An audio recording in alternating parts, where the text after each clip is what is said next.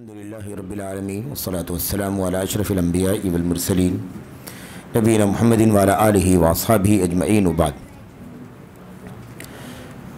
برادران اسلام، دینی اور ملی بھائیوں، نوجوان دوستوں، احباب اور بزرگوں، قابل احترام ماں اور بہنوں، عزیز بچوں، آج کے اس دور علمیہ میں جو راہ سلف کے عنوان سے مرکز الدعوت الاسلامیہ والخیریہ کی اس مسجد میں منعقد ہے، اس میں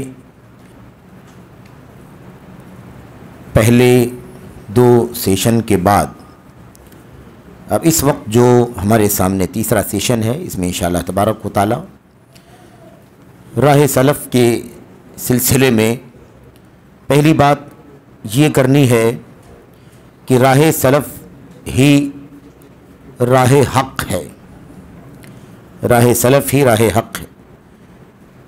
راہ سلف کی حقانیت، اس کی سچائی اور اسی طرح سے اسی کے راہ نجات ہونے کے دلائل وغیرہ سے متعلق انشاءاللہ تبارک و تعالی بات ہونی ہے۔ تو راہ سلف ہی حق ہے، اس کی کیا دلیل ہے؟ ایسے تو یہ مسئلہ سرسری طور پر ہمارے سامنے آ ہی گیا ہے کہ جب یہ راستہ قرآن کریم کا راستہ ہے، نبی کریم صلی اللہ علیہ وسلم کی سنت کا راستہ ہے، صحابہ کرام، حضرات صحابہ کرام کی قرآن کریم کی آیات میں، اللہ کے نبی علیہ الصلوۃ والسلام کی احادیث میں فضیلت، ان کا مقام، اور ایسے ہی ان کی فضیلت میں، ان کی خیریت کے سلسلے میں اللہ کے نبی علیہ الصلوۃ والسلام کی حدیثیں، روایتیں موجود ہیں۔ اتنی سی بات کافی ہے کہ اب یہ راستہ جو صحابہ کرام کا راستہ ہے، تابعین کا راستہ ہے، تبع تابعین کا راستہ ہے، یہی راہ حق ہے۔ اگر یہ راہ حق نہ ہوتا تو اللہ کے کلام کی آیات میں ان صحابہ کی، تابعین کی، تبع تابعین کی تعریف کیسے کی جاتی؟ اللہ کے نبی علیہ الصلوۃ والسلام نے انہیں کیسے سب سے بہتر زمانوں کے لوگ قرار دیا ہوتا؟ یہ خود اپنے آپ میں بہت واضح سا مسئلہ ہے۔ تو سرسری طور پر تو یہ بات آپ کے سامنے آ چکی ہے، لیکن ایک مستقل عنوان کی شکل میں یہ بات آپ کے سامنے آنی ہے۔ اس لیے اس ضمن میں جو باتیں آپ کے سامنے دلیلوں میں آ چکی ہیں، ان دلیلوں سے صرف نظر کرتے ہوئے یا سرسری طور پر گزرتے ہوئے انشاءاللہ تبارک و تعالی بقیہ باتیں آپ کے سامنے رکھی جائیں گی۔ راہ سلف ہی حق ہے، سچی راہ ہے، اللہ تبارک و تعالی کی راہ ہے، اللہ تعالی ربانی راہ ہے۔ قرآن میں، سنت میں صحابہ کرام کی خود اپنی باتوں میں اس راہ کا، اس راہ کے لوگوں کا، صحابہ تابعین کا تذکرہ آیا ہوا ہے۔ ہمارے سامنے چند دلائل ہیں، اور جیسا کہ ہم نے عرض کیا کہ ان دلائل میں سے چند کا تذکرہ آپ کے سامنے ہوگا، خاص طور پر جو دلائل اس سے پہلے نہیں آئے ہیں ان کا تذکرہ ہوگا۔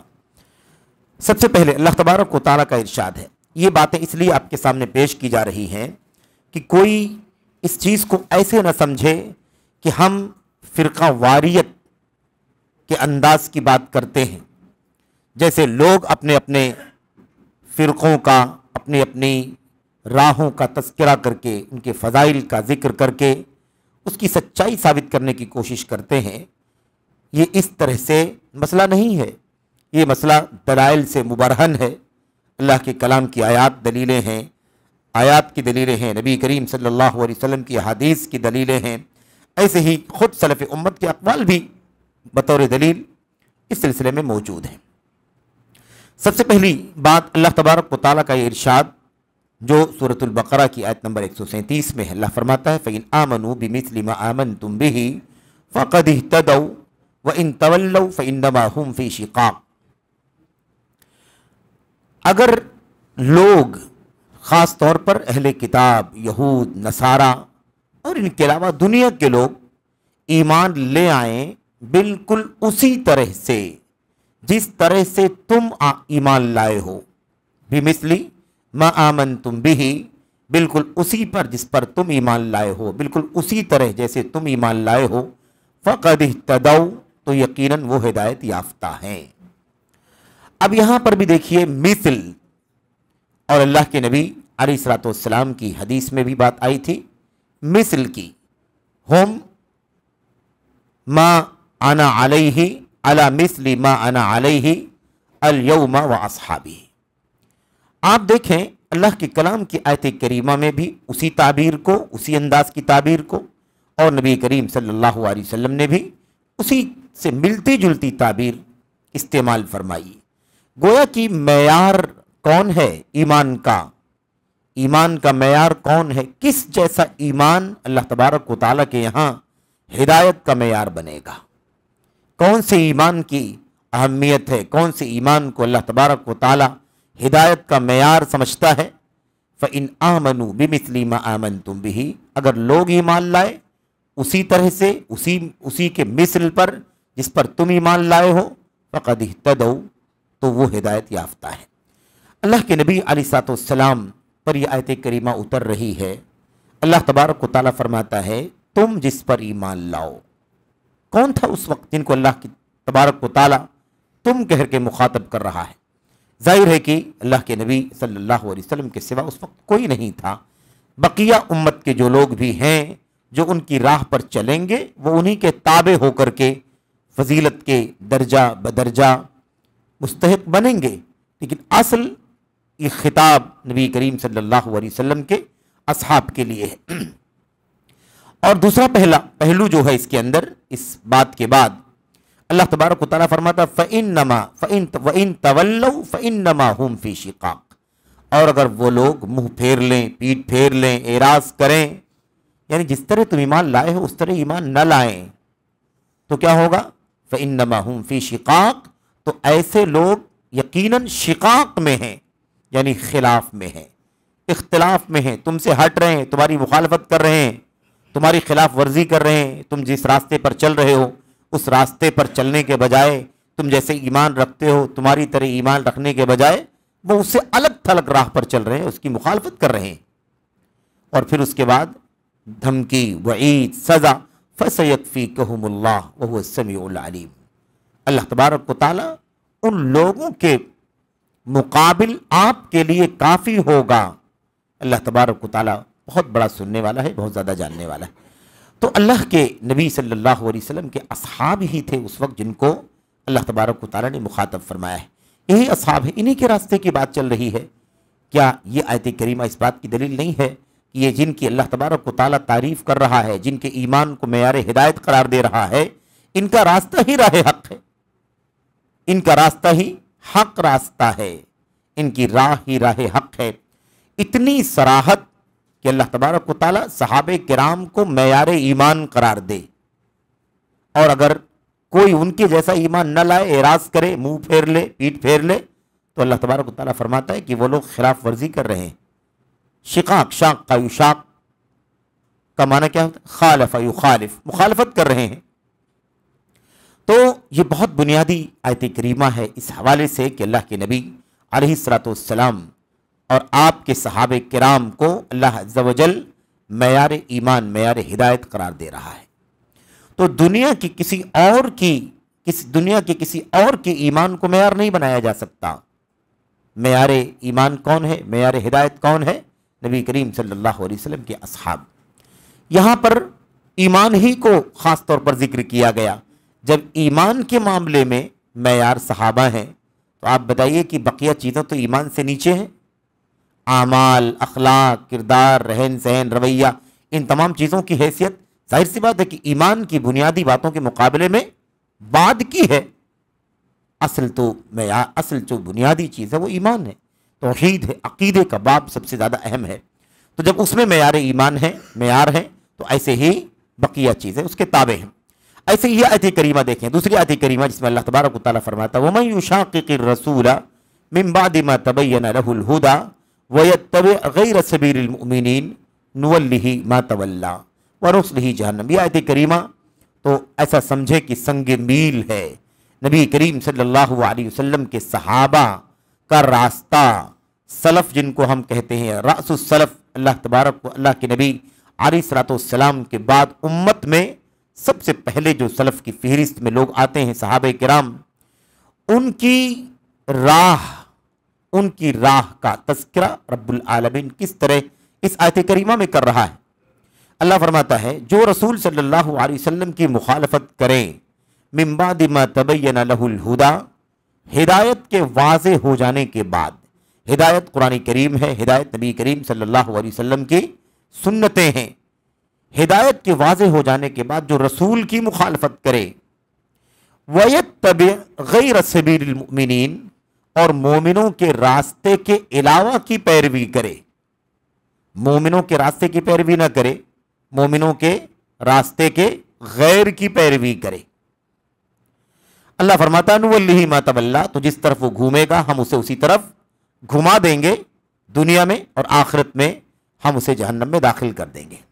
अब यहाँ इस आयत करीम में बात समझने की यह है, रसूल की मुखालफत का जिक्र आ गया, हिदायत वाज़े हो जाने के बाद, कुरान और सुन्नत की दलीलें आ जाने के बाद रसूल की मुखालफत, रसूल ही के ज़रिए से कुरान करीम मिला, रसूल करीम सल्लल्लाहु अलैहि वसल्लम ही के वास्ते से अल्लाह के नबी अलैहिस्सलाम ही की हदीसें मिली, वो दोनों वही की शक्लें हैं, कुरान करीम भी वही है और सुन्नत भी वही है।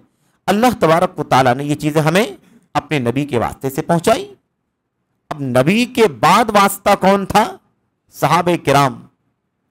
यहाँ पर बात समझने की यह है कि अल्लाह तबारक व तआला रसूल की मुखालफत के बाद ये नहीं फरमा रहा है कि हिदायत वाज़े हो जाने के बाद रसूल की जो मुखालफत करेगा उसे हम उसी तरफ घुमा देंगे जिस तरफ वो घूमेगा और हम उसे जहन्नम रसीद कर देंगे।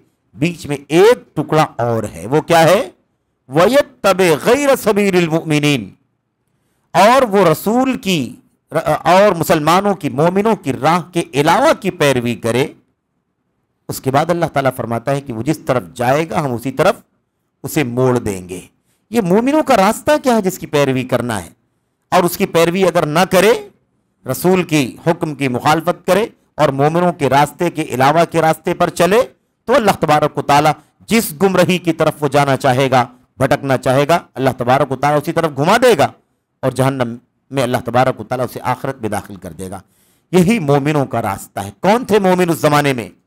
कुरान करीम के नुज़ूल के वक्त दुनिया में कोई और मोमिनों में था सिवाय नबी करीम सल्लल्लाहु अलैहि वसल्लम के, सहाबे किराम के। ईमान वालों के रास्ते के अलावा की पैरवी, यही है राह सलफ। यही क्या है? यही राह सहाबा, यही है राह सलफ, यही है रास्ता जो हक रास्ता है। अगर उस पर चला गया तो अल्लाह तबारक व तआला की जन्नत, अल्लाह की रज़ामंदी, और उनके रास्ते के अलावा की पैरवी की गई तो फिर कोई भरोसा नहीं कि इंसान किस गुमराही की तरफ चला जाएगा। नुवल्लिही मा तवल्ला का मतलब क्या है? हम जिस तरफ वो घूमेगा, मुड़ेगा, हम उसे उसी तरफ मोड़ देंगे। असल रास्ते से हट जाएगा, वो जिस तरफ मुड़ेगा, जिस गुमराही, जिस दलालत की तरफ वो जाना चाहेगा, हम उसकी हिफाजत, उसकी रोकथाम नहीं करेंगे, बल्कि उसे हम उसी तरफ घुमा देंगे, मोड़ देंगे। भाई वो बिदती होना चाहेगा, मुशरिक होना चाहेगा, काफिर होना चाहेगा, राफिजी होना चाहेगा, खारजी होना चाहेगा, मुलीद होना चाहेगा, जिंदीक होना चाहे, जो भी जिस तरफ भी मुड़ेगा, इसका मतलब ये है कि अल्लाह के रसूल की मुखालफत के बाद, हिदायत आ जाने के बाद रसूल की मुखालफत और नबी की मुखालफत के साथ साथ मोमिनों का रास्ता अगर नहीं पकड़ेगा, तब ये गुमराही के रास्ते खुल जाएंगे। वो कहीं भी जा सकता है, किसी भी तरफ भटक सकता है। सजा ये है अल्लाह तबारक व तआला की तरफ से कि अल्लाह तबारक व तआला ही उसे उसी तरफ मोड़ देगा जिस तरफ भी वो जाना चाहे, और आखिरत की सजा जहन्नम है। यहां पर ये मुसलमानों का रास्ता कौन सा रास्ता है? यही सहाबे किराम का रास्ता है, यही राह सहाबा, यही राह ताबईन, यही राह तबे ताबईन, यही राह सलफ। मजमूई तौर पर यही राह सलफ, सहाबा, ताबईन, तबे ताबईन का रास्ता। इस रास्ते के अलावा पर चलना गुमराही। पहली आयत में क्या कहा? उनके रास्ते पर चलना हिदायत, उन्हीं की इत्तिबा करना, उन्हीं जैसा ईमान लाना हिदायत याफ्ता होने की दलील है। इस आयत करीम में फरमाया उनके रास्ते को छोड़कर किसी और रास्ते पर चलेगा तो उसी तरफ चला जाएगा, उसी तरफ उसे हम मोड़ देंगे जिस तरफ वो जाना चाहेगा। ये आयत करीमा एकदम सराहत के साथ मोमिनों का रास्ता, यानी सहाबा का रास्ता, ताबईन का रास्ता, सलफ का रास्ता जिसको हम मजमूई तौर पर कहते हैं, वो ये आयत करीमा बयान करती है। उसके बाद ये तीसरी आयत करीमा हमने पढ़ा था इससे पहले, अल्लाह तबारक व तआला ने वस्साबिकूनल अव्वलून मिनल मुहाजिरीन वल अंसार वल्लज़ीन तबऊहुम बिइहसान। इसमें खास क्या बात है? इसमें बात यह कि अल्लाह तबारक व तआला साबिकीन, अव्वलीन, सहाबे किराम, अंसार, मुहाजिरीन की तारीफ कर रहा है और अल्लाह फरमाता है अल्लाह उनसे राजी हो चुका है, वो अल्लाह से राजी हो चुके हैं। और ये तो दुनिया में ये तमगा है कि अल्लाह की रजामंदी का परवाना मिला है, और आखिरत में अल्लाह ने उनके लिए जन्नतें तैयार कर रखी हैं जिनके नीचे नहरें बह रही होंगी, खालिदीन फ़ीहा, वो हमेशा हमेशा इसमें रहेंगे। और ये बहुत बड़ी कामयाबी है।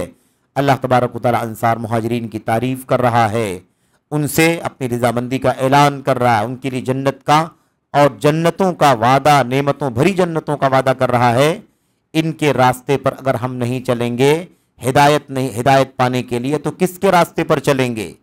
अल्लाह जिनसे राजी हो चुका है, इन लोगों की राह पर चलना ही तो रजामंदी का रास्ता है। हम इनकी राह पर चलेंगे, अल्लाह की जात से उम्मीद है कि अल्लाह हमसे भी राजी होगा। लेकिन अगर हम इनकी राह पर नहीं चलेंगे तो मोटे अंदाज की बात है, बिल्कुल, है ना, छोटे बच्चे को भी ये बात अच्छी तरह समझ में आ सकती है। उसके बाद ये बात आती है आपके सामने, वल्लज़ीन तबऊहुम बिइहसान, कि अंसार मुहाजिरीन साबिकीन अव्वलीन के बारे में साफ बात है कि अल्लाह उनसे राजी है और वो अल्लाह से राजी हैं, जन्नत के परवाने हैं।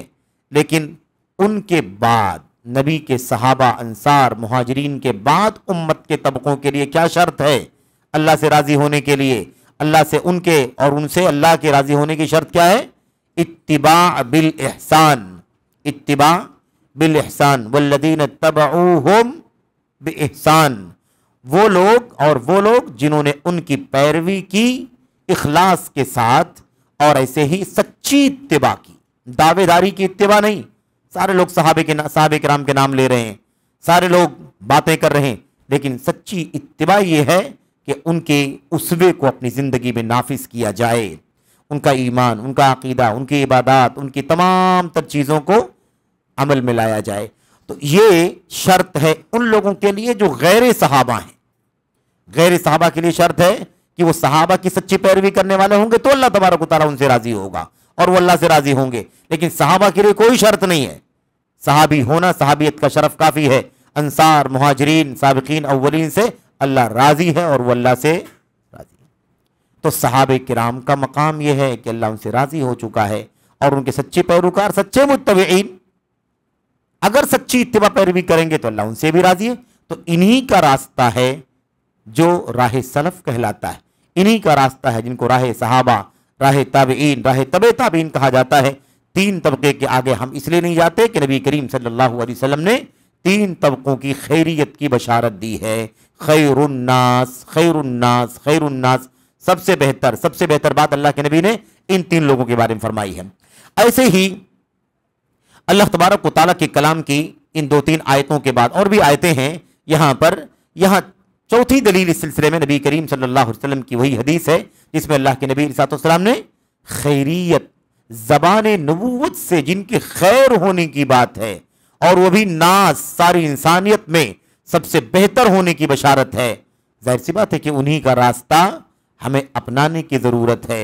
सहाबा, ताबीन, तबे ताबीन का तज़किरा अल्लाह के नबी ने इस तरह से सुम्मा के जरिए से फरमाया है और ये बहुत वाज़ेह दलील है कि उम्मत में सबसे बेहतर नबी के सहाबा हैं, दूसरे नंबर पर सबसे बेहतर ताबईन हैं, तीसरे नंबर पर सबसे बेहतर तबे ताबईन हैं और इन्हीं को हमारे लिए उसवा और आइडियल कहा गया है, बना दिया गया है।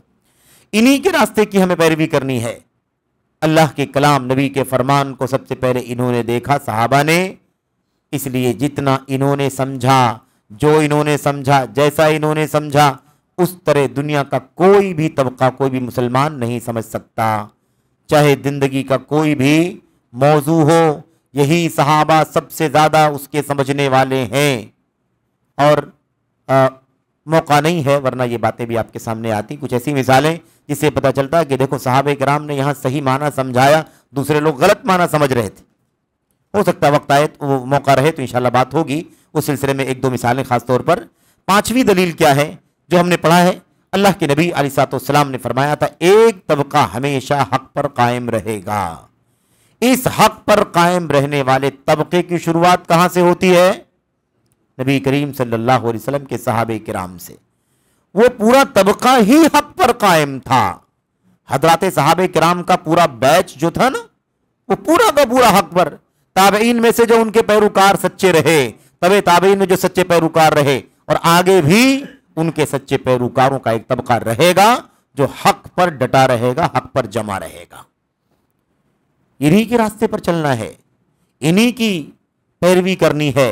قرآن کو کیسے سمجھا، سنت کو کیسے سمجھا، ایمان و عقیدے سے لے کر تمام زندگی کے ابواب میں انہوں نے کیسے سمجھا، ہمیں اسی کی تلاش کرنی ہے۔ چھٹی دلیل ہمارے سامنے وہ ہے جس میں اللہ کے نبی علیہ السلام نے 73 فرقوں میں بٹنے کی بات فرمائی تھی، اور 72 کے جہنم میں جانے اور ایک کے جنت میں جانے، جس کے بارے میں وقت کا کافی دیر تک گفتگو آپ کے سامنے ہوئی ہے۔ اس میں آپ نے فرمایا تھا من کان علی مثل ما انا علیہ اليوم واصحابی، وہ طبقہ جنت میں جائے گا، وہ طائفہ جنت میں جائے گا جو بالکل اسی راہ پر قائم ہوگا، رہے گا، زمان مکان کی قید کے بغیر، کسی بھی دور میں کسی بھی جگہ، کسی بھی دور میں کسی بھی جگہ، جو بالکل اسی راہ پر مثل پر چلے گا جس پر آج میں اور میرے صحابہ چل رہے ہیں۔ یہ بہت صریح بات ہے جس میں اللہ کے نبی علیہ السلام نے جنت کی بشارت بھی دے دی ہے اور ان کی پہچان بھی بتلا دی ہے۔ نام نہیں، یہ منہج بالکل اسی راستے پر جس پر آپ اور آپ کے صحابہ چلتے رہے، اسی پر چلنے والے۔ تو یہ اللہ کے نبی علیہ السلام کی صریح حدیث ہے۔ اس کے بعد چند ایک اقوال سلف امت کے اس سلسلے میں آپ کے سامنے پیش کیے جاتے ہیں۔ ابھی بات آئی تھی اس سے پہلے کے سیشن میں کہ اس سے نسبت رکھنے والے سلف کی طرف نسبت، ابھی ہمارے سامنے 6-7 دلیلیں بالکل سرسری طور پر آ گئی ہیں۔ قرآن کریم کی آیتیں ہیں، نبی کریم صلی اللہ علیہ وسلم کی حدیثیں ہیں جس میں یہ ساری باتیں آئی ہیں۔ ان دلائل کے بعد اگر کوئی کہے کہ نہیں بھائی آپ اپنے آپ کو سلفی کیوں کہتے ہیں، آپ بھی فرقہ واریت پھیلا رہے ہیں، آپ بھی کیا کر رہے ہیں؟ فرقہ واریت پھیلا رہے ہیں، آپ بھی مختلف فرقوں کی طرح سے ایک فرقہ ہیں اور آپ بھی اسی فرقے کی طرف بلا رہے ہیں، آپ بھی اپنی دیوار صحیح کر رہے ہیں، آپ بھی اپنی اینٹیں درست کر رہے ہیں، آپ سلفی کہنے کا حق نہیں۔ اگر آپ سلفی کہتے ہیں تو بالکل ویسے ہی ہے جیسے رافضی، شیعہ، بریلوی ہے نا، بدعقیدہ، اس قسم کے جتنے فرقے امت کے اندر ہیں، اس طرح کی باتیں جو کرنے والے ہیں بالکل آپ بھی اسی طرح سے ہیں۔ تو یہ بات بڑی ہی نادانی کی بات ہوگی۔ بھلا سلف کی طرف نسبت کرنا کیسے غلط ہو سکتا ہے؟ جن کی قرآن میں فضیلت، جن کی سنت میں فضیلت جگہ جگہ بار بار آئی ہے، ان کے راستے پر چلنا ایمان کی نشانی ہے، ان کے راستے پر چلنا جنت کا راستہ دکھانے کا ذریعہ ہے۔ جن کی مخالفت کرنا دراصل شقاق ہے، مخالفت ہے، اور اللہ تبارک و تعالیٰ کی طرف سے وعید اور دھمکی ہے۔ ان سے جڑنا ضروری ہے، ان کے راستے پر چلنا ضروری ہے، اور انہی سے نسبت رکھنا ضروری ہے۔ غلط کیسے ہو سکتا ہے؟ یہ کیسے غلط ہو سکتا ہے؟ میرے بھائیوں، جو نام بعد کے ہیں، جو نام، جو نسبتیں، جو القاب بعد کے ہیں، وہ سب لوگ رکھ کر کے اپنی اپنی پہچان بتلا رہے ہیں، وہ سب صحیح ہے نا؟ لوگ کیا کہنا چاہتے ہیں؟ یہ سب صحیح ہے۔ اور جو نسبت اصل دین کی طرف ہے، قرآن سنت کے راستے کی طرف نسبت، صحابہ کرام کے فہم کی طرف نسبت، سلف کی طرف نسبت، اس نسبت کے بارے میں لوگ کہتے ہیں کہ یہ نسبت کیا ہے؟ فرقہ واریت کی نسبت ہے۔ بھئی یہ ساری چیزیں تو بعد میں آئی ہیں، یہ فرقہ نہیں ہے، اور وہ اصل راستہ جس کی ضمانت ہے اللہ تبارک و تعالیٰ کی جنت اور جہنم سے بچنے کے لیے، اللہ کی جنت پانے کے لیے اور جہنم سے بچنے کی ضمانت ہے۔ یاد رکھیں، دیکھیے انسان غلط ہو سکتا ہے، ہم اور آپ غلطی کر سکتے ہیں، انسان معصوم نہیں ہے، لیکن وہ مشن اور وہ راستہ معصوم ہے۔ سلف کا راستہ، راہ سلف معصوم ہے، سمجھ رہے ہیں نا؟ انسان معصوم نہیں ہے، انسان غلطیاں کر سکتا ہے، لیکن وہ راستہ معصوم ہے۔ اس راستے پر چلنا جنت کی ضمانت ہے۔ اس راستے سے بغاوت کرنا، دوری اختیار کرنا، یہ دراصل اپنے آپ کو ضلالت اور گمراہی میں ڈالنا ہے، اپنے لیے وبال بنانا ہے۔ تو انسان غلطی کر سکتا ہے، لیکن راستہ، मिशन, मनहज, सलफ की राह ये मासूम है मेरे भाई, कभी गलती नहीं हो सकती है। क्योंकि वो सलफ की राह कौन सी राह? कुरान की राह, सुन्नत की राह, साहबे किराम के फहम की राह, ताबईन की राह, तबे ताबईन की राह। तो इनकी तो खैरियत की फजीलत कुरान सुन्नत में भरी पड़ी है, तो इनका रास्ता गलत कैसे हो सकता? इनका रास्ता मासूम है। इसलिए ये बात अच्छी तरह समझने की है कि सलफ से निस्बत करना, इसमें कोई ऐब की बात नहीं है, बल्कि सलफ से निस्बत करना ये तो शरफ है, ये तो सआदत है, ये तो फजल है। अल्लाह के कलाम, अल्लाह के नबी के फरमान की फजीलत हासिल करने वाले जब वो अल्लाह तबारक व तआला के यहाँ मुअज़्ज़ज़ हैं, मुकर्रम हैं, उनका रास्ता मुअज़्ज़ज़ है, मुकर्रम है, तो उनसे निस्बत रखने वाले गलत नहीं हो सकते, निस्बत गलत नहीं हो सकती, वो निस्बत दुरुस्त है, सही है। इस सिलसिले में शेखुल इस्लाम अल्लामा इब्न तैमिया रहमतुल्लाह अलैह ने बहुत प्यारी बात कही है, और ये उनकी फतावा में जिल्द नंबर 4 सफ़ा 149 में मौजूद है। कहते हैं ला अयब अला मन अज़हरा मज़हब सलफ वंतसब इलैहि वअतज़ा इलैहि बल यजिब क़ुबूल ज़ालिका मिन्हु बिल इत्तिफ़ाक़ फ़इन्न मज़हब सलफ़ ला यकूनु इल्ला हक़्क़न। ये देखिए 728 हिजरी में शेखुल इस्लाम की वफ़ात हो गई, 728 हिजरी में। देखिए उस वक्त उन्होंने ये बात लिखी थी, ये तो वफ़ात की तारीख है, उससे पहले लिखी गई होगी ये बात। कहते हैं ला आइबा, जो भी शख्स सलफ के रास्ते को जाहिर करे, जो शख्स राह सलफ जाहिर करे, यानी जबान से कहे, लिखे, बोले, ऐलान करे कि मैं राह सलफ पर चलता हूं, मैं राह सलफ का राही हूं, मैं राह सलफ पर गामजन हूं, जो इसको जाहिर करे, वंतसब इलैहि, और उससे अपनी निस्बत करे कि मैं सलफी हूं, मैं क्या हूं? सलफी हूं। वअतज़ा इलैहि, और उससे अपनी वाबस्तगी बतलाए, ये भी निस्बत ही के माने में है। आज वो जो अपने आप को मंसूब करे सलफ से, कहते हैं ला ऐब, उसके ऊपर कोई ऐब नहीं है। ये कोई ऐब की बात नहीं है कि क्यों अपने आप को सलफी कहता है, क्यों अपने आप को सलफी कहता है, क्यों अपना नाम सलफी जाहिर करता है। ऐसा करने वाले पर कोई ऐब नहीं है। क्यों लोग ऐब लगाते हैं? कोई ऐब की बात नहीं है। कहते हैं बल यजिब क़ुबूल ज़ालिका मिन्हु बिल इत्तिफ़ाक़, बल्कि मुत्तफ़क़ा तौर पर किसी का इख्तलाफ नहीं है, किसी का इस मसले में इख्तलाफ नहीं है कि एक शख्स का जो सलफ की राह पर चलता हो, उसका सलफ की तरफ निस्बत करना, सलफी मसलक, सलफी मनहज, सलफी राह जाहिर करना, ये दुरुस्त है। वो जाहिर करता है, अपने आप को सलफी बोलता है, तो वाजिब है कि मुत्तफ़क़ा तौर पर वाजिब है कि उससे कबूल किया जाए। ठीक है, आपका रास्ता सलफ का है, बहुत अच्छी बात है, कबूल करना वाजिब है, कबूल किया जाना वाजिब है। क्यों? ऐसा क्यों है? वजह क्या है इसकी? कहते हैं फ़इन्न मज़हब सलफ़ ला यकूनु इल्ला हक़्क़न, इसलिए कि सलफ का मजहब, सलफ का रास्ता हक ही हो सकता है, बातिल का कोई शायबा ही नहीं है। यह ये मसला भी वाज़ेह हो गया ना कि सलफ का रास्ता मासूम है, सलफ का रास्ता मासूम है, राह सलफ मासूम है, हक है। इंसान गलती कर सकता है, लेकिन रास्ता अल्लाह तबारक व तआला की तरफ से तायीद शुदा है, नबी करीम सल्लल्लाहु अलैहि वसल्लम की तरफ से बशारत याफ्ता है, इसलिए इसमें कोई गलती का इम्कान नहीं है। ये सरीह बात है। आप देखिए कौन है ये शेखुल इस्लाम अल्लामा इब्न तैमिया रहमतुल्लाह अलैह हैं, उम्मत के उन अइम्मा में से जिनकी मिसाल बहुत नादिर है उम्मत के अंदर, ये शेखुल इस्लाम है। अच्छा, उसके बाद देखिए उन्हीं की किताब मजमूअल फतावा के अंदर दूसरी जगह पर फरमाते हैं वअलम अन्नहु लैसा फिल अक़्ल सरीह वला फी शैइन मिन अन-नक़्ल सहीह मा यूजिबु मुखालफत अत-तरीक़ सलफ़िय्यति असलन। ये अरबी इबारतें मैं अमदन व क़स्दन इसलिए पढ़ रहा हूँ ताकि ये अल्फाज आपके सामने रहें, जो भी सुने वो इन अल्फाज को जाने समझे। अगर तर्जमा में गलत कर रहा हूँ तो कम से कम अरबी ज़बान की वो इबारत उनके सामने रहे, वो तर्जमा कर ले जैसे करना चाहता है। क्या कहा?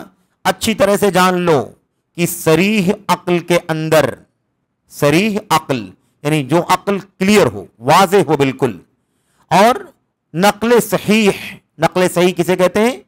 यानी कुरान करीम की आयतें और हदीसें जो सही सनद के साथ आई हुई हों, इनमें कोई ऐसी चीज नहीं है जो سلفی راہ کی مخالفت کی موجب ہو سرے سے. یعنی نہ عقل میں کوئی ایسی چیز ہے، نہ قرآن و سنت کے دلیلوں میں کوئی ایسی چیز ہے جو کسی بھی طور پر سلفیت کی راہ کی مخالفت واجب کرتی ہو. یعنی سلفیت کی خلاف ورزی کی کوئی دلیل نہیں ہے، نہ عقل کی کوئی دلیل ہے جو سلفیت کی مخالفت واجب کرتی ہو، نہ قرآن و سنت کی کوئی دلیل ہے جو سلفیت کی مخالفت کرنا واجب کرتی ہو. سلفیت کی مخالفت کرنے کی گنجائش ہی نہیں ہے. کہتے ہیں اصلاً سرے سے گنجائش نہیں. آپ سمجھ لیں کیوں آخر اتنی تاکید ہمارے ائمہ نے کیوں کی ہے. اور یہ باتیں جیسا کہ ہم نے عرض کیا کہ یہ 150 سال 150 سال 200 سال کے بیچ کی کسی کی عبارت بھی نہیں ہے. یہ عبارت کس کی ہے؟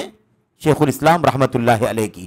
اس لیے صراحت کے ساتھ کہتے ہیں نہ قرآن و سنت میں نہ کسی صریح عقل کے اندر، کسی کی عقل خراب ہو گئی ہو بگڑ گئی ہو تو الگ بات ہے، لیکن ستھری عقل اور قرآن و سنت کے صحیح دلائل، اس کے اندر سرے سے کوئی چیز ایسی ہے ہی نہیں جو اس بات کی موجب ہو کہ سلفیت کی راہ کی مخالفت ہو سکتی ہو.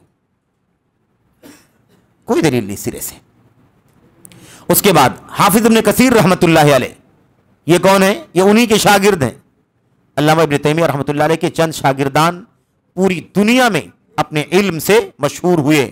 ان میں سے ایک نام حافظ ابن کثیر کا بھی ہے. حافظ ذہبی کا نام اس سے پہلے گزرا.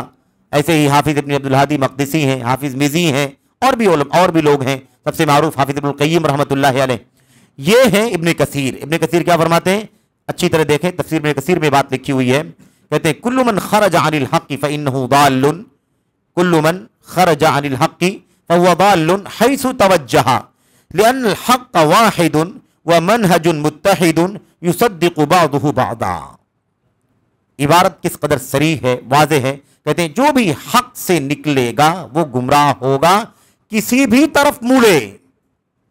جو بھی حق سے نکل جائے گا وہ کسی بھی طرف مڑے حق چھوڑ کر کے گمراہی ہوگا.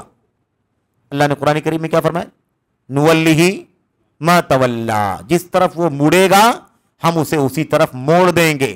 یا ابن کثیر رحمۃ اللہ علیہ سمجھ لیں اس کی تفسیر میں کیا کہتے ہیں؟ کہتے ہیں جو حق سے نکلے گا وہ جس طرف بھی مڑے گا گمراہ ہی ہوگا، کیونکہ راستہ ہدایت کا تو حق راستے میں تھا، اسے چھوڑ دیا ہے وہ، تو اب جہاں بھی جائے گا گمراہ ہوگا. لأن الحق واحد، یہ بھی اچھی طرح سمجھ لیں، یہ بھی صحیح ہے وہ بھی صحیح ہے. یہ نعرہ صحیح نہیں ہو سکتا. حق ایک ہی ہے. الحق واحد لا يتعدد، حق ایک ہے، ایک سے زیادہ نہیں ہے. فرماتے ہیں ابن کثیر رحمت اللہ علیہ، کہتے لأن الحق واحد، اس لیے کہ حق ایک ہے، ومنہج متحد، اور منہج صحیح ایک ہے. راستہ سلف کا ایک ہی ہے جو حق ہے. اس کے بعد کہتے ہیں یصدق بعضہ بعضا، یہ آپس میں ایک دوسرے کی تصدیق کرتے ہیں. یعنی پورے راہ حق میں کہیں ٹکراؤ نہیں دکھائی دے گا آپ کو. اس لیے آپ دیکھ لیجئے سنت اور سلف کی راہ پر جو چلتے ہیں، نہ 100 200 500 1000 2000 سال کے گزرنے سے کوئی ڈیفرنس آپ کو دکھائی دے گا، اور نہ مشرق اور مغرب کے فاصلے سے کوئی فرق آپ کو ملے گا. مشرق سے مغرب، شمال سے جنوب کا فاصلہ، لیکن جو سلف کی راہ پر چلتے ہیں ان میں کہیں کوئی اختلاف آپ کو دکھائی نہیں دے گا. یہ اللہ تبارک و تعالیٰ کا فضل ہے حق کے ساتھ کہ حق پر چلنے والوں میں کبھی کوئی تعارض، کوئی تضاد نہیں ہوتا. یہ ہے حق کی سچائی اور اس کی حق اور منہج سلف کی سچائی، راہ سلف کی حقانیت کی دلیلوں میں سے ایک دو دلیلیں. آخری ایک بات اور آپ کے سامنے پیش کرتا ہوں. شیخ احمد نجمی ہیں، یہ کہتے ہیں جو کہتا ہے کہ سلفیت حق نہیں ہے، ہم اس سے سوال کیا جا رہا ہے. کوئی سوال کر کے پوچھ رہا ہے احمد نجمی سے، جو کہتا ہے کہ سلفیت حق نہیں ہے، ہم اسے کیسے جواب دیں؟ آپ کو بھی اگر کوئی کہے کہ آپ لوگ سلفی کی رٹ لگاتے ہیں، سلفی حق نہیں ہے، تو آپ کیسے جواب دیں گے؟ یہ جواب سنیں. یہ فرماتے ہیں یہ شخص جھوٹا ہے، کیونکہ سلفیت میں سلف صالحین کے فہم کے مطابق، سلف صالحین صحابہ تابعین تبع تابعین، ان کی سمجھ کے مطابق اللہ کی کتاب اور اس کے رسول صلی اللہ علیہ وسلم کی سنت کی پیروی کی جاتی ہے. اگر یہ حق نہیں ہے تو سلفیت بھی حق نہیں ہے. بتاؤ، صحابہ کرام کی سمجھ حق نہیں ہے؟ کیا تابعین کی سمجھ حق نہیں ہے؟ کیا تبع تابعین جو سمجھتے ہیں وہ حق نہیں ہے؟ اگر کوئی یہ کہے کہ ہاں بھائی صحابہ کی سمجھ صحیح نہیں، تابعین کی تبع تابعین کی سمجھ نہیں ہے، تبھی کہہ سکتا ہے کہ سلفیت صحیح نہیں ہے۔ لیکن اگر وہ کہتا ہے کہ نہیں صحابہ کرام کی سمجھ درست ہے، صحابہ کے بعد تابعین تبع تابعین ان کی سمجھ صحیح ہے، تو پھر اسے یہ ماننا واجب ہے کہ سلفیت کی راہ کیا ہے؟ درست ہے، صحیح ہے۔ کہتے ہیں اور اگر یہ حق ہے تو سلفیت بھی حق ہے۔ اگر صحابہ تابعین کی سمجھ صحیح نہیں ہے تو سلفیت بھی صحیح نہیں، اور اگر یہ سب صحیح ہے تو سلفیت بھی صحیح ہے۔ راہ سلف کے پیروکار ہی حق پر ہیں، دوسرے لوگ نہیں، کیونکہ ان کے امام رسول اللہ صلی اللہ علیہ وسلم ہے۔ سلفیوں کے امام کون ہیں؟ رسول اللہ صلی اللہ علیہ وسلم۔ اور اس بات کو شیخ الاسلام نے بہت اچھے سے لکھا ہے کہ سلف امت کی راہ پر چلنے والے اہل الحدیث السلفیون جو ہیں، اہل السنہ والجماعہ اور دیگر اوصاف سے القاب سے جانے جانے والے کہتے ہیں کہ لیس لہم متبوع یتعصبون لہ الا رسول اللہ۔ کہتے ہیں کہ ان اہل السنت سلفیون اہل الحدیث کا کوئی بھی ایسا امام نہیں ہے، کوئی ایسا پیشوا نہیں ہے جس کے لیے وہ تعصب کرتے ہوں سوائے رسول اللہ صلی اللہ علیہ وسلم کے۔ دیکھیے ائمہ، علماء، فقہاء، محدثین، ان تمام کا مقام، ان کا مرتبہ، ان کی علمی خدمات، ان کی کتابیں، تصنیفات، ان کی فقہ، ان کی فتاوی، ان تمام چیزوں کا ادب، احترام اپنی جگہ پر قائم ہے، لیکن یہ شخصیتیں حق کا معیار نہیں ہیں کہ جو کچھ بھی یہ کہہ دیں لکھ دیں اسے آنکھ بند کر کے مان لیا جائے۔ یہ ہمارا ایمان اور عقیدہ ہونا چاہیے۔ تو ان ائمہ اور علماء کا مقام اور مرتبہ ہم جانتے ہیں، لیکن ہم یہ سمجھتے ہیں کہ فہم اور سمجھ کن کی معتبر ہے؟ اللہ کے نبی صلی اللہ علیہ وسلم کے صحابہ کرام کی، تابعین کی، تبع تابعین کی فہم یہ معتبر ہے۔ اس لیے ہمیں چاہیے کہ ہم اسی اصول پر چلیں، دنیا میں کسی کے لیے بھی حق اور باطل کا تعصب نہ کریں سوائے اللہ کے نبی صلی اللہ علیہ وسلم کے اصحاب، تابعین اور ان کے بعد تبع تابعین، کیونکہ ان کی فہم شریعت کے اندر ایمان و عقیدے سے لے کر تمام ابواب میں معتبر ہے۔ یہ مختصر طور پر اس سلسلے کی دلیلیں ہیں کہ راہ سلف ہی حق ہے تو کیوں حق ہے، راہ سلف ہی حق ہے تو کیوں حق ہے، یہ اس کی چند دلیلیں ہیں۔ اب یہاں سے راہ سلف کی پیروی کرنے والوں کے کچھ القاب اور صفاتی نام، راہ سلف کی پیروی کرنے والوں کے کچھ القاب اور صفاتی نام کہتے ہیں۔ دیکھیے کہتے ہیں بعض لوگوں کو دیکھا جاتا ہے کہ راہ سلف کے پیروکاروں کو ان کے مختلف صفاتی ناموں اور القاب، مثلا اہل الحدیث، اہل السنہ والجماعہ، فرقہ ناجیہ، طائفہ منصورہ، غرباء، سلفی وغیرہ، ان ناموں کے سبب تانا کستے ہوئے کہتے ہیں کہ یہ کئی فرقوں میں بٹے ہوئے ہیں۔ ایک آدمی کے کئی نام ہوں تو وہ آدمی کئی ٹکڑوں میں تو نہیں ہو جاتا ہے، اس آدمی کی صفات ہیں، اس آدمی کی خوبیاں ہیں، اس لیے اس کے الگ الگ نام ہیں، الگ الگ صفات ہیں۔ ایسے ہی ان کے صفاتی نام ہیں، تو لوگ تانا دیتے ہوئے کہتے ہیں کہ یہ کئی فرقوں میں بٹے ہوئے ہیں، حالانکہ یہ بات یا تو لا علمی یا پھر داخلی اناد کا نتیجہ ہے، ورنہ سلفیت یا سلفیوں کا عقیدہ و منہج علم و معرفت، عمل و سلوک، دعوت و ارشاد میں وہی طریقہ و منہج ہے جو سلف صالحین، سلف امت صحابہ، تابعین اور تبع تابعین خیر القرون کا تھا۔ ذیل میں یعنی نیچے جو باتیں آ رہی ہیں اس میں چند القاب اور صفاتی ناموں کا تذکرہ کیا جا رہا ہے۔ یہ نام جو ہیں صفاتی نام ہیں، یہ خوبیاں ان کے اندر پائی جاتی ہیں اس لیے یہ ان کے نام پڑ گئے ہیں، یہ صفات ان کے اندر پائے جاتے ہیں اس لیے ان کے نام پڑ گئے ہیں۔ ایسا نہیں ہے کہ یہ ایک ہی شخص کے، ایک ہی راستے پر چلنے والوں کے نام نہیں ہیں، بلکہ الگ الگ فرقوں کے نام ہیں، ایسی بات نہیں ہے۔ یہ وہی طبقہ ہے جو صحابہ کرام کے، تابعین کے، تبع تابعین کے راستے پر چلنے والا ہے، البتہ یہ صفاتی نام ہیں۔ پہلا نام کیا ہے؟ پہلا نام یہاں پر ہمارے سامنے اہل السنت والجماعہ، یہاں سنت سے پورا اسلام مراد ہے۔ اہل السنت سے مراد سنت والے، یعنی پورے اسلام پر عمل کرنے والے، پورے اسلام پر عمل کرنے والے، کیونکہ سنت کیا ہے؟ سنت دراصل اسلام کا دوسرا نام ہے. اسلام سنت کا نام ہے اور سنت اسلام کا نام ہے. سنت سے مراد پورا اسلام ہے جو رسول اللہ صلی اللہ علیہ وسلم کی سیرت میں ڈھلا ہوا ہے. اسلام کہاں ہے؟ جو کچھ نبی کریم صلی اللہ علیہ وسلم کی 23 سالہ زندگی میں ڈھلا ہوا ہے وہی کیا ہے؟ اسلام ہے. نبوت ملنے سے لے کر اقرا کی وحی سے شروع ہو کر وفات کی آخری سانس تک جو کچھ بھی آپ کی زندگی میں سیرت میں ہے اسی کا نام کیا ہے؟ اسلام ہے. تو اسلام اسی کا نام ہے اور سیرت کس کا نام ہے؟ اسلام کا نام ہے. یہ دونوں ایک دوسرے کے نام ہیں. علم نافع اور عمل صالح کا پورا خزانہ جس پر خیر القرون کے لوگ عمل پیرا تھے. امام ابو محمد حسن بربہاری یہ چوٹی کے امام ہیں، عالم ہیں. یہ دیکھیے کیا کہتے ہیں. کہتے ہیں اعلموا ان الاسلام هو السنہ والسنۃ هی الاسلام ولا يقوم احدهما الا بالآخر. کہتے ہیں اچھی طرح جان لو کہ اسلام ہی سنت ہے اور سنت ہی اسلام ہے اور دونوں میں سے کوئی ایک دوسرے کے بغیر قائم نہیں رہ سکتے. کوئی سوچے اسلام رہے سنت کی ضرورت نہ ہو، کوئی سمجھے سنت رہے اسلام کی ضرورت نہیں ہے. ایسا نہیں ہو سکتا. سنت کے بغیر اسلام کا تصور نہیں اور اسلام کے بغیر سنت کا تصور نہیں. دونوں ایک دوسرے کے بغیر قائم نہیں رہ سکتے. یہ ہے. یہ تو ہو گئی بات اہل السنت میں سنت کا معنی ہو گیا. جماعت بھی آیا ہے نا، جماعت بھی آیا ہوا اہل السنت والجماعہ، جماعت والے. جماعت کیا چیز ہے یہ سمجھیں. آج بہت سارے لوگوں نے جماعت کا لفظ استعمال کرنا شروع کر دیا اپنے لیے جماعت کا لفظ استعمال کرنا شروع کر دیا. جماعت کا معنی سمجھیں جو نبی کریم صلی اللہ علیہ وسلم نے اپنی حدیث میں استعمال فرمایا ہے. کہتے ہیں جماعت جو ہے یہ جمع سے ماخوذ ہے. جماعت کا لفظ کہاں سے نکلا ہے؟ جمع سے. جین میم عین. جمع کے معنی اکٹھا کرنا ہوتا ہے نا، اکٹھا ہونا ہوتا ہے، اکٹھا کرنا ہوتا ہے.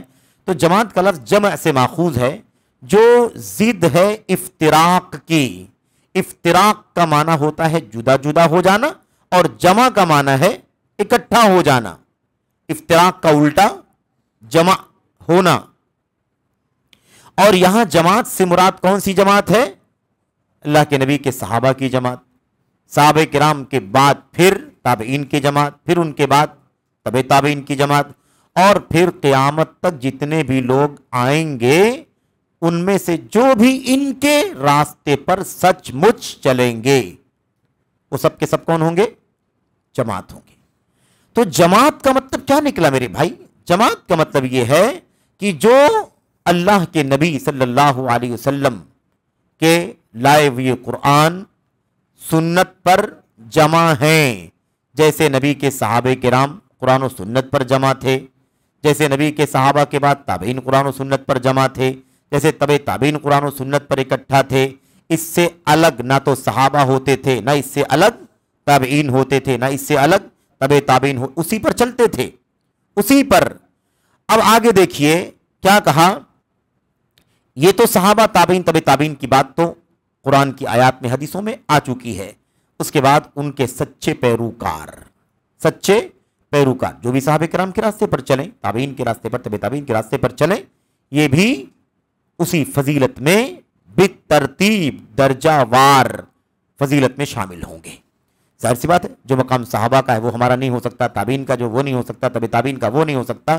ان کے بعد والے بھی جو آتے گئے وہ ہم سے افضل تھے، لیکن ہم آخری درجے میں اس وقت اگر اس راستے کے سچے پیروکار ہیں تو بے ترتیب جو بھی ہمارا نمبر بنے انشاءاللہ تبارک و تعالی ہم اس فضیلت میں شامل ہوں گے.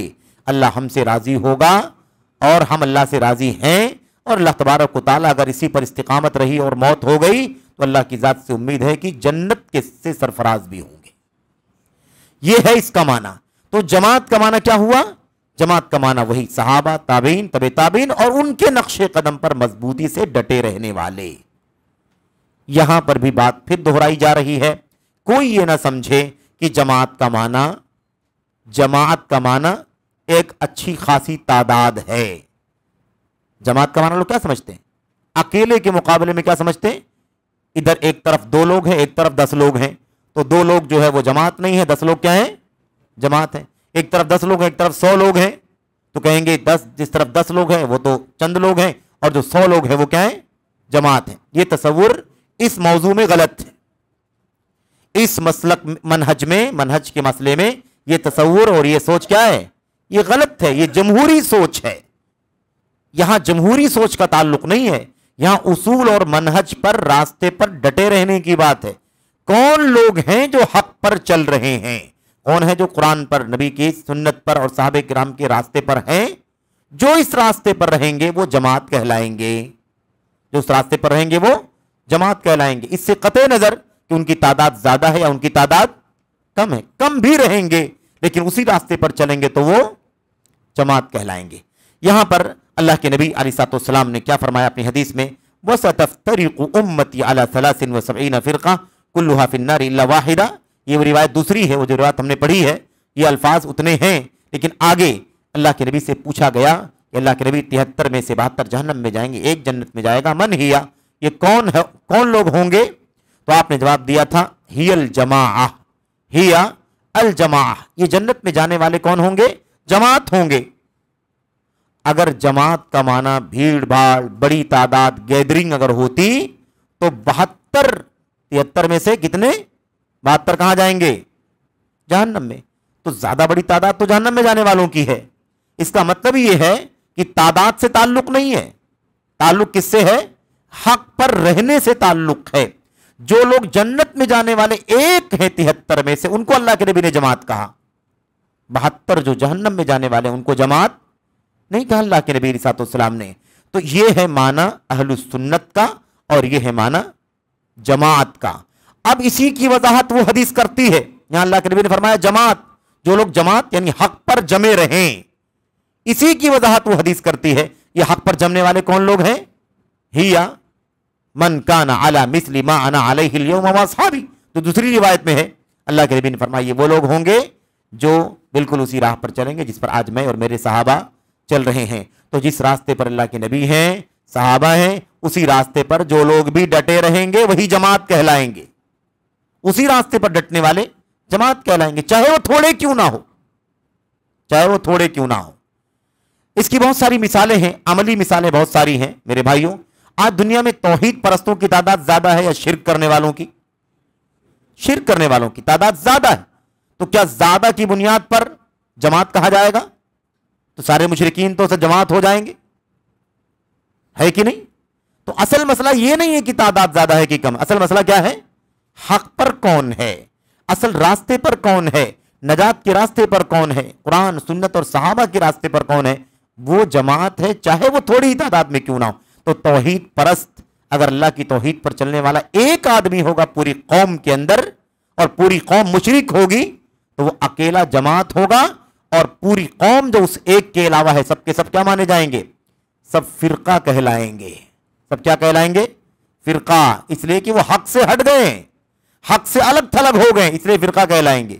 چھوٹی بڑی تعداد سے کوئی سروکار نہیں ہے۔ اسی بنیاد پر ایک نام کیا ہے بھائی سلف کا؟ سلف کے راستے پر چلنے والوں کا کیا نام ہے؟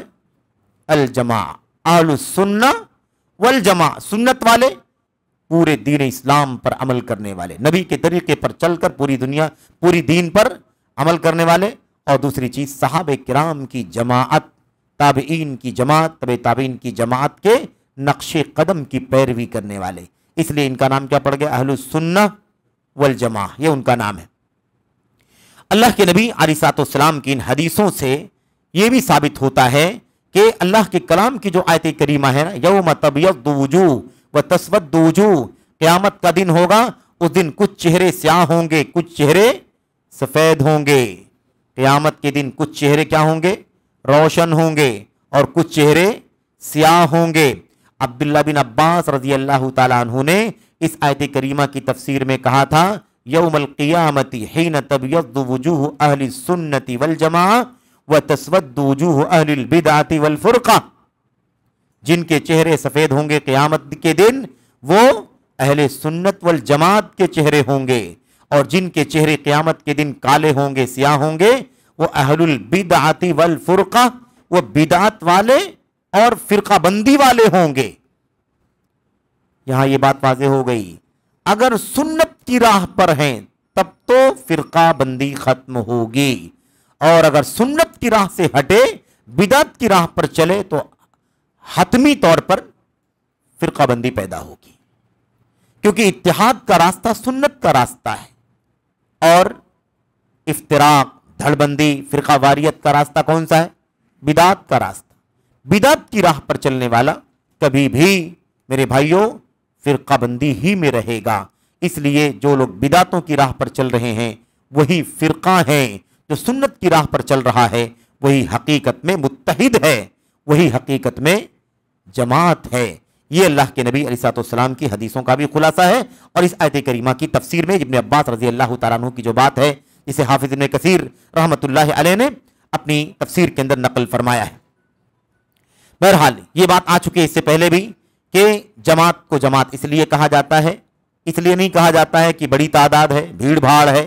جماعت کو جماعت اس لیے کہا جاتا ہے کہ وہ آپس میں متحد ہیں، آپس میں ان کا کوئی اختلاف نہیں ہے، کیونکہ ان کا راستہ ایک ہے، وہ راستہ قرآن کا ہے، سنت کا ہے، صحابہ کرام کا، جس پر وہ متحد ہیں، ایک امام پر اکٹھا ہیں۔ کون سا امام؟ اگر مسلمانوں کا اسلامی نظام ہو، کوئی ملک ہو، مسلمانوں کا حاکم ہو، جیسے اس وقت دنیا کے اندر مملکت سعودی عرب ہے، تو سارا ملک قرآن و سنت کے اصول پر، دستور پر، سلف صالحین کے دستور پر قائم ہے، اور پورا ملک اسی عقیدے کے ساتھ ایک امام یعنی ایک حاکم، ایک ولی امر، ایک بادشاہ کے ماتحت ہو کر زندگی گزار رہا ہے۔ یہ ہے معنی کس کا؟ جماعت کا معنی۔ یاد رکھیں، اب جہاں اسلامی ملک نہیں، اسلامی حکمرانی نہیں، جیسے ہم اور آپ رہتے ہیں دنیا کے اندر، یہاں وطن عزیز ہندوستان میں یا دنیا کے کسی اور خطے میں مسلمان رہتے ہیں، تو ان کے لیے جماعت کا تصور کیا ہے بھائی؟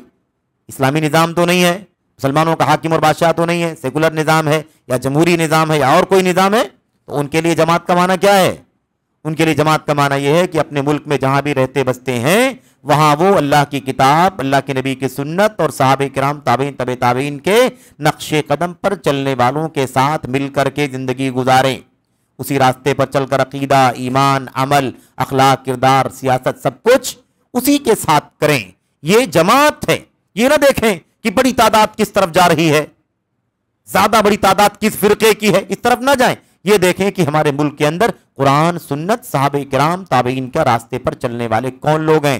جو اس راستے پر چلنے والے ہیں وہی جماعت ہے، اسے چاہیے کہ سب کو چھوڑ کر کے انہی کے ساتھ جڑ جائے، چاہے اسلامی نظام ہو یا نہ ہو، دنیا میں جہاں رہتے بستے ہوں۔ یہ جماعت کا تصور ہے، یہ بات اچھی طرح سے معلوم ہونی چاہیے۔ دوسرا، اہل سنت والجماعت کے بعد دوسرا نام کیا ہے؟ دوسرا نام ہے اہل الحدیث۔ یہ کس کا نام ہے؟ وہی سلف کی راہ پر چلنے والوں کا، راہ سلف پر چلنے والوں کا دوسرا نام کیا ہے؟ صفاتی، انہیں اہل الحدیث کہا جاتا ہے۔ اس کی وجہ کیا ہے؟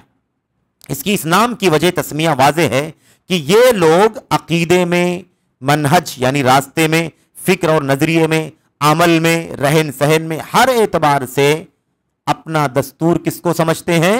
نبی کریم صلی اللہ علیہ وسلم کی حدیثوں کو، اللہ کے نبی کی حدیث کو اپنا دستور سمجھتے ہیں۔ ایمان کا مسئلہ ہو، حدیث لاؤ، عقیدے کا مسئلہ ہے، حدیث لاؤ، ہے کہ نہیں؟ نماز کا مسئلہ ہے، حدیث لاؤ، رہن سہن، اخلاق، کردار، حدیث لاؤ۔ حدیث رسول کو اپنا ہر مسئلے میں دستور اور اپنا ضابطہ سمجھتے ہیں، اسی لیے اور قولی اور عملی طور پر اسے زندگی میں برتتے ہیں۔ دعوے داریاں کافی نہیں ہیں، ظاہر سی بات ہے کہ کسی بھی چیز کی دلیل ضروری ہوتی ہے، دعووں سے کوئی چیز ثابت نہیں ہوتی۔ تو کوئی دعویٰ بھی کرے کہ وہ اہل حدیث ہے تو بھی اس کا دعویٰ جھوٹا ہوگا، ضروری ہے۔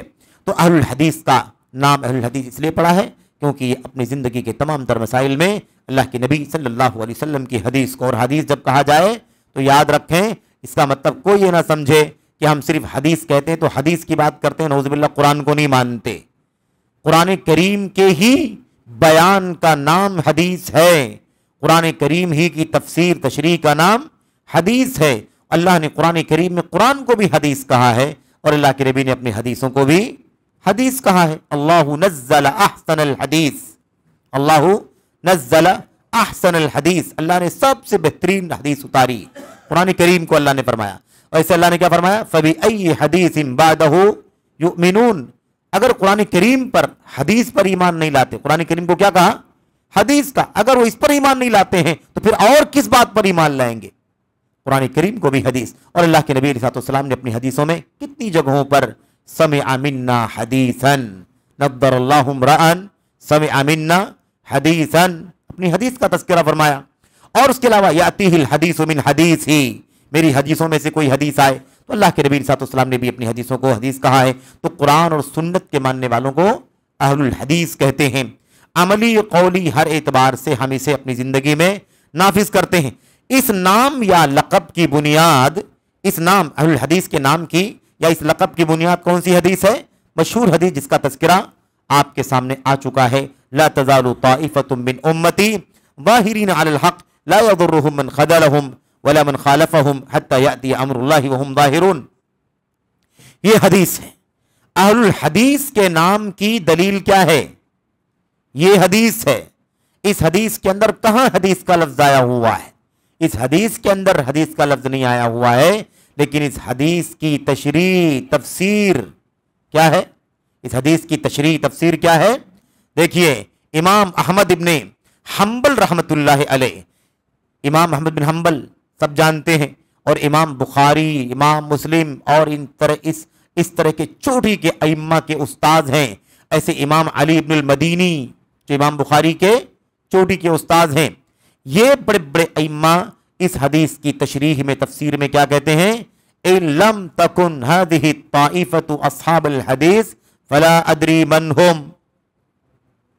अगर, जो अल्लाह के नबी ने फरमाया, मेरी उम्मत का एक गिरोह हमेशा हक पर कायम रहेगा, कहते हैं अगर इस गिरोह से, इस जमात से मुराद, इस तबके से मुराद अगर अहलुल हदीस नहीं है तो फिर मैं नहीं जानता कि फिर कौन और मुराद है। अगर हक पर कायम रहने वाले इस ताइफा, इस जमात से मुराद अगर अहलुल हदीस नहीं है, फला अदरी मन हुम, तो मैं नहीं जानता कि फिर कौन है। देखा आपने? तो मुहद्दिसीन ने, इमाम अहमद बिन हम्बल, अली बिन मदीनी जैसे इमामों ने, और दीगर लोगों के भी नाम हैं, इनका कहना है कि जो तबका हमेशा हक पर कायम रहेगा वो कौन सा तबका होगा? अहलुल हदीस का। अब यहाँ एक शुबहा में और आपको बतला दूं, बहुत सारे लोग ये ताना देते हैं कि अहलुल हदीस जो मुहद्दिसीन ने कहा है, इससे मुराद आप लोग थोड़ी ना है। इस जमाने के हिंदुस्तान, पाकिस्तान, बांग्लादेश में जो अहलुल हदीस के नाम से जमात जानी जाती है, ये थोड़ी ना मुराद है। इससे मुराद तो मुहद्दिसीन है, इमाम बुखारी है, इमाम मुस्लिम है, इमाम दाऊद है, इमाम तिरमिजी है, ये लोग मुराद हैं, आप लोग नहीं मुराद है। इससे ये गलत फहमी है, नादानी है, तंग दिली है, तंग नजरी है। क्यों? इसलिए कि ये माना आपने कहां से निकाल लिया? ये माना आपने कहां से निकाला कि इससे मुराद सिर्फ हदीसों की रिवायत करने वाले मुहद्दिसीन है? अहलुल हदीस से मुराद वही नहीं है जो सिर्फ हदीसों की रिवायत करते हो। अहलुल हदीस से मुराद वो है जो रिवायत करते हो, जो याद करते हो, जो अमल करते हो, जो दावत देते हो, जो उसकी हर तरह की खिदमत करते हो, जो तसनीफ करते हो, तालीफ करते हो। ये तमाम के तमाम लोग जो अपने अकीदे में, अमल में, किरदार में उन हदीसों को बरतते हो, ये सब के सब कौन है? सब के सब अहलुल हदीस हैं। सिर्फ रिवायत करने वालों को अहलुल हदीस नहीं कहा जाता, और ये दावा हम नहीं करते। ये वजाहत शेखुल इस्लाम मोहम्मद बिन अब्दुल वहाब, शेखुल इस्लाम अल्लामा इब्न तैमिया रहमतुल्लाह अलैह ने अपनी किताब के अंदर फरमाया है। वो इस बात को समझाते हैं। देखिए, मैं पढ़ देता हूँ आपके सामने वो इबारत। कहते हैं, वनहनु ला नअनी बि अहलिल हदीसिल मुख्तसिरीन अला समाइही औ किताबतिही औ रिवायतिही बल नअनी बिहिम कुल्ल मन काना अहक्क बिहिफ्ज़िही व मारिफतिही व फहमिही ज़ाहिरन व बातिनन व इत्तिबाइही बातिनन व ज़ाहिरन। अहलुल हदीस से कौन मुराद है? सिर्फ मुहद्दिसीन नहीं है। आजकल बहुत सारे लोग ताना देते हैं, हमारे भाई कहते हैं देखो ये लोग अपने आप को अहलुल हदीस में शामिल करते हैं, जबकि अहलुल हदीस से मुराद तो मुहद्दिसीन है, जो हदीसें रिवायत करने वाले इमाम बुखारी वगैरह थे। ऐसी बात हमारे बहुत सारे भाई कहते हैं।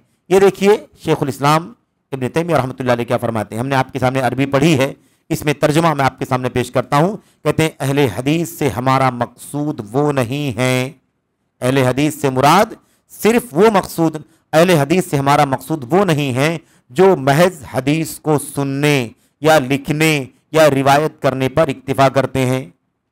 अहले हदीस से मुराद सिर्फ वो नहीं है जो सिर्फ लिखने, सुनने, रिवायत करने पर इक्तिफा करते हैं, बल्कि कौन मुराद है? कहते हैं बल्कि हमारा मकसूद हर वो शख्स है जो सबसे ज़्यादा उसे याद करे, सबसे ज़्यादा उसे याद करे, उसका इल्म हासिल करे। हदीस का इल्म हासिल करने वाले, ऐसे ही ظاہری و باطنی طور پر اسے سمجھنے کا کام سمجھے اور ظاہری اور باطنی طور پر اس کی اتباع کرے، اس پر چلے۔ بات واضح ہو گئی کہ نہیں ہو گئی؟ کہ اہل حدیث سے مراد صرف اور صرف محدثین نہیں ہے، یہ تو صرف دعویٰ ہے۔ اہل حدیث سے مراد اس پر چلنے والے، یاد کرنے والے، اس کو سمجھنے والے، اس کے مطابق زندگی گزارنے والے، ظاہری باطنی طور پر اس کی دعوت دے، ہر طرح سے جو بھی حدیث رسول کو زندگی میں نافذ کرتے ہیں وہ سب کے سب اہل الحدیث کے اندر شامل ہیں۔ ایسے ہی دوسری جگہ کہتے ہیں وَأَئِمَّتُهُمْ، اور ان حدیث کے ائمہ کون ہیں؟ ان کے ائمہ کون ہیں؟ اہل حدیث کے ائمہ کون ہیں؟ کہتے ہیں وَأَئِمَّتُهُمْ فُقَهَاءُ فِيهَا وَأَهْلُ مَعْرِفَةٍ بِمَعَانِيهَا وَاتِّبَاعًا لَهَا تَصْدِيقًا وَعَمَلًا وَحُبًّا وَمُوَالَاةً لِمَنْ وَالَاهَا وَمُعَادَاةً لِمَنْ عَادَاهَا۔ ائمہ حدیث وہ ہیں جو اس کی گہری سمجھ رکھنے والے، اس کے معانی کا علم رکھنے والے، اور تصدیق، عمل اور محبت کے ذریعے اس کی اتباع پیروی کرنے والے ہیں، اور جو اس سے محبت رکھنے والوں سے محبت اور دشمنوں سے دشمنی رکھنے والے۔ یہ محدثین کے ہاں اہل الحدیث سے مراد صرف محدثین نہیں ہے، محدثین تو ہیں ہی، اس کے علاوہ قیامت تک جتنے بھی لوگ حدیث کو پڑھیں، سیکھیں، عمل کریں، عقیدے میں حدیث کو ڈھونڈیں، عبادات میں حدیث کو ڈھونڈیں، اخلاق میں حدیث، ہر چیز میں حدیث تلاش کریں اور اس پر عمل کریں، ایسے سب لوگ کون ہیں؟ سب کے سب اہل الحدیث ہیں۔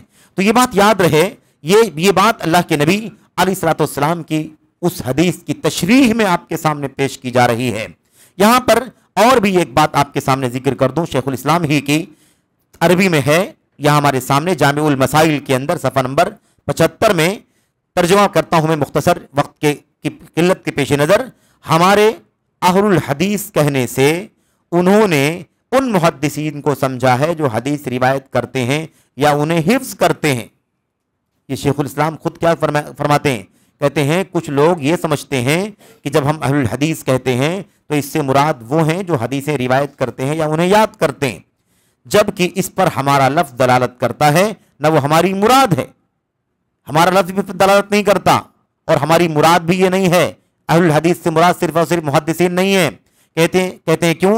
اس لیے کہ اہل حدیث وہ ہیں جو عقیدہ، فقہ اور عمل ہر حیثیت سے اس سے نسبت رکھتے ہیں، خواہ حدیث کی روایت کریں یا نہ کریں، حدیث کی روایت نہ بھی کرے لیکن ہر مسئلے میں حدیث پر عمل کرنے کی کوشش کرے، ڈھونڈے، اس کو اہل الحدیث کہا جاتا ہے۔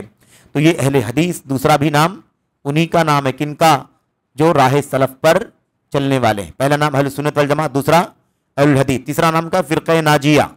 فرقہ ناجیہ، فرقے کے لفظ سے بہت زیادہ لوگوں کو دھوکہ ہوتا ہے، فرقے کے لفظ سے لوگوں کو بہت زیادہ دھوکہ ہوتا ہے کہ لوگ کہتے ہیں، ایک طرف کہتے ہیں کہ اہل حدیث فرقہ نہیں ہے، دوسری طرف فرقے کا لفظ آیا ہوا ہے، دوسری طرف فرقے کا لفظ آیا ہوا ہے۔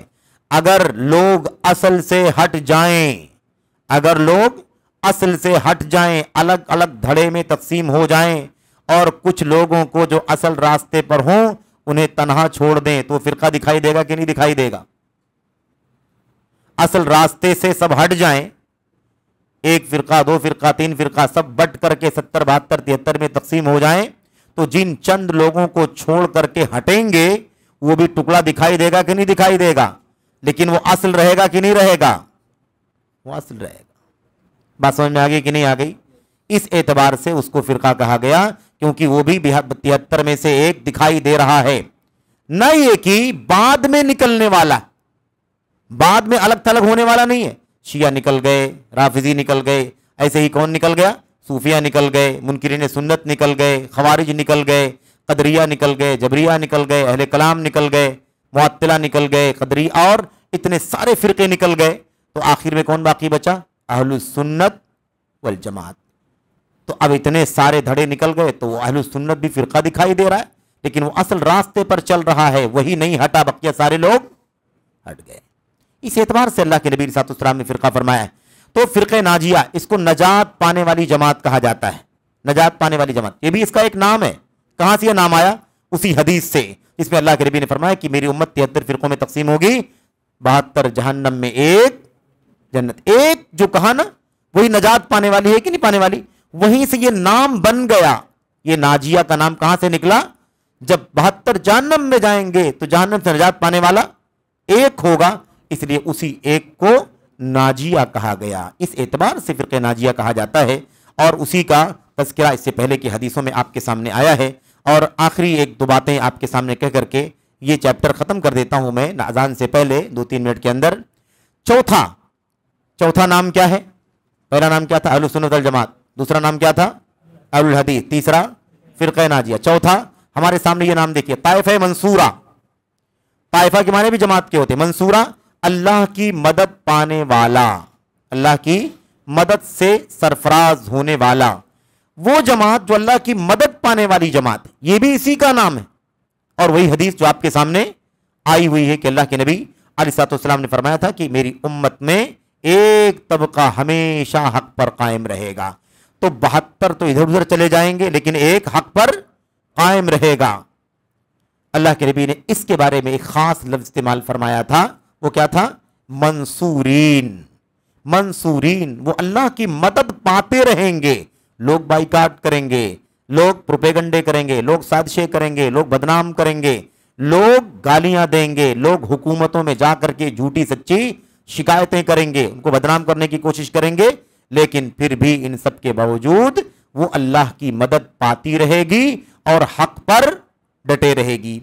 اسی اعتبار سے منصورین کے لفظ سے اس جماعت کا نام کیا پڑ گیا؟ طائفہ منصورہ. اللہ کی مدد پانے والی جماعت جب سب لوگ اس کا بائیکاٹ کر دیں گے.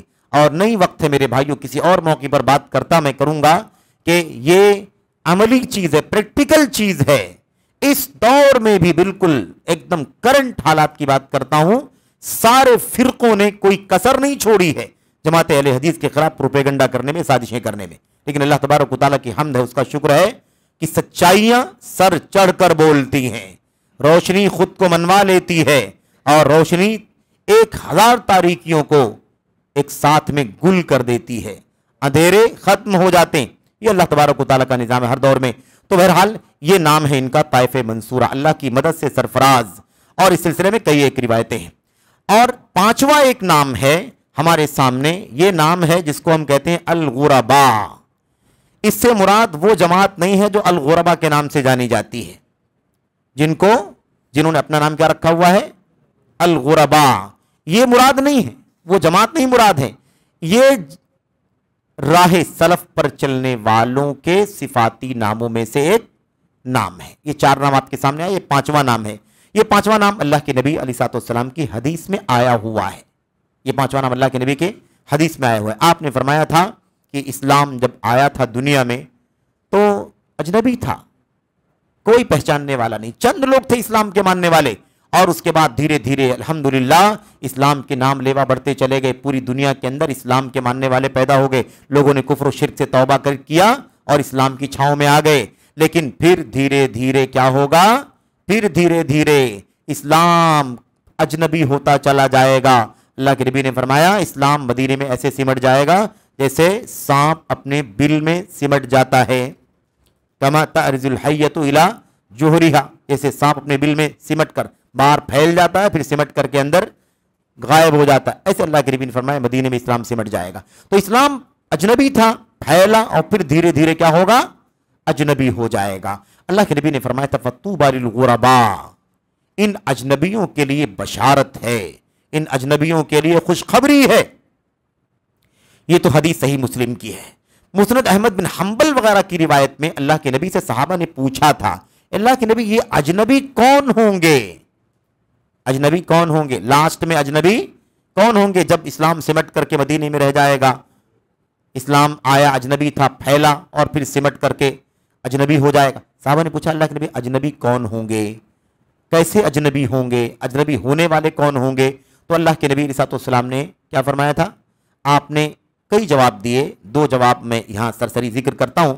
ایک جواب اللہ کے نبی نے فرمایا تھا ہم الذین یصلحون اذا فسد الناس، یہ وہ اجنبی ہوں گے جب سارے لوگ بگڑ جائیں گے، سارے لوگوں میں بگاڑ آ جائے گا تو یہ اپنے آپ کو بگاڑ سے بچا کر اسی نیکی کی راہ پر بچائے رہیں گے. اجنبی ہوں گے کہ نہیں ہوں گے؟ ہر طرف فساد اور چند لوگ صلاح، ہر طرف فساد اور چند لوگ صلاح، تو یہ اجنبی مانے جائیں گے. دوسرا جواب اللہ کے نبی نے کیا فرمایا تھا؟ آپ نے فرمایا تھا ہم النزاع من القبائل، ہم النزاع من القبائل، قبیلوں میں، مختلف قبیلوں میں اکا دکا لوگ ملیں گے۔ غربا کون ہوں گے؟ اجنبی کون ہوں گے؟ جو بہت سارے قبائل ہوں گے لیکن اس میں جس کو دیکھو انحراف کی راہ پر چلے گا۔ اس قبیلے میں اکا دکا ملے گا، دوسرے قبیلے میں اکا دکا کوئی ملے گا، تیسرے قبیلے میں اکا دکا، یعنی نادر ایک دو کہیں کہیں ملیں گے۔ جو حق پر چلتے رہیں گے وہی اجنبی ہوں گے، کیونکہ زیادہ تعداد فسادیوں کی ہوگی، غلط راہوں پر چلنے والوں کی ہوگی یا انحراف والوں کی ہوگی۔ وہ ان کو دیکھ کر کے ان کا ٹھٹھا اڑائیں گے، مذاق اڑائیں گے، اس طرح سے یہ بیچارے اجنبی ہو جائیں گے۔ آج اجنبیت ہے کہ نہیں اجنبیت ہے؟ ساری دنیا میلاد مناتی ہے، آپ نہیں مناتے۔ لوگ تیکھی نگاہوں سے آپ کو دیکھتے کہ نہیں دیکھتے؟ کیسے مسلمان ہیں؟ ان کو میلاد نہیں معلوم ہے؟ یعنی گویا جو سنت پر چلتا ہے وہ اجنبی ہے، ساری دنیا بدعت کرتی ہے تو وہی لوگ اصل بن گئے۔ ایسی بہت ساری مثالیں ہیں، ایک دو مثال نہیں، بہت ساری مثالیں۔ آپ اگر کہیں کسی کے سامنے کہہ دیں بھائی کہ ہم اللہ کے نبی، اللہ کے کلام نبی کی سنت پر عمل کرتے ہیں، جیسے نبی کے صحابہ کرام نے، تابعین نے عمل کیا ویسے عمل کرتے ہیں، ہم کسی امت کی کسی شخصیت کو آنکھ بند کر کے فالو نہیں کرتے، سب کا احترام کرتے ہیں، سارے ائمہ علماء کا احترام کرتے ہیں، سب کے علم سے فائدہ اٹھاتے ہیں، لیکن کسی کو آنکھ بند کر کے اس کی ہر چیز میں اس کی بات کو نہیں مانتے، تو لوگ کہتے ہیں کیسا مسلمان ہے، کیسا مسلمان؟ چار طبقوں میں سے کسی ایک میں سے ہونا تو ضروری ہے۔ تم کہاں سے آ گئے؟ تم کہاں سے آ گئے؟ کسی امام کو نہیں مانتے، چاروں اماموں میں سے کسی نہ کسی امام کی تقلید کرنا واجب ہے۔ اس کا مطلب تقلید کرنے والے صحیح ہیں اور جو سنت پر چلتا ہے وہ اجنبی ہے۔ ایسی بہت ساری مثالیں ہیں میرے بھائیوں۔ آپ دیکھیں شرک کرنے والے بہت زیادہ ہیں، توحید پر ہیں تو اجنبی، سنت پر چلنے والے کم ہیں، بدعت پر چلنے والے بہت زیادہ ہیں تو سنت پر چلنے والے اجنبی ہیں۔ شراب پینے والے اتنے سارے لوگ ہیں، آپ نہیں پیتے آپ اجنبی ہیں۔ سود کھانے والوں کی کثرت ہے، آپ نہیں کھاتے تو آپ اجنبی ہیں۔ یہ صورتحال ہے میرے بھائیوں، اور یہ تو کم ہے، ابھی حالات آگے کی طرف جائیں گے جیسا کہ اللہ کے نبی علیہ الصلوۃ والسلام نے فرمایا تھا۔ بہرحال میرے بھائیوں یہ چند باتیں تھیں اللہ کے نبی علیہ الصلوۃ والسلام کی حدیثوں کی روشنی میں، یہ ساری باتیں آپ کے سامنے آئی ہیں۔ اسی بات کو شیخ عبداللہ عبدالحمید اثری نے اپنی کتاب کے اندر لکھا تھا کہ السلف الصالح کا جو لفظ ہے یہ اہل سنت و جماعت کی اصطلاح کے مترادف ہے، یعنی چاہے آپ کیا کہہ لیں، السلف الصالح کہہ لیں یا اہل سنت والجماعت کہہ لیں، دونوں ملتا جلتا۔ کہتے ہیں اسی طرح ان لوگوں کو اہل الاثر، اہل حدیث، طائفہ منصورہ، فرقہ ناجیہ، اہل اتباع، یہ تمام ناموں سے بھی بلایا جاتا ہے۔ یہ سارے نام بھی کس کے ہیں؟ سلف کے راستے پر چلنے والوں کے نام ہیں۔ یہ تمام اسماء اور القاب علماء سلف کے یہاں عام اور مشہور ہیں۔ تو یہ بہرحال دو چھوٹے چھوٹے موضوعات تھے جو آپ کے سامنے اس مجلس میں پیش کیے گئے۔ اللہ سے دعا کرتے ہیں کہ اللہ تبارک و تعالی ہمیں ان باتوں کو سمجھنے کی توفیق عطا فرمائے۔ سلف کی راہ پر چلنے والے سچی راہ پر چلنے والے ہیں۔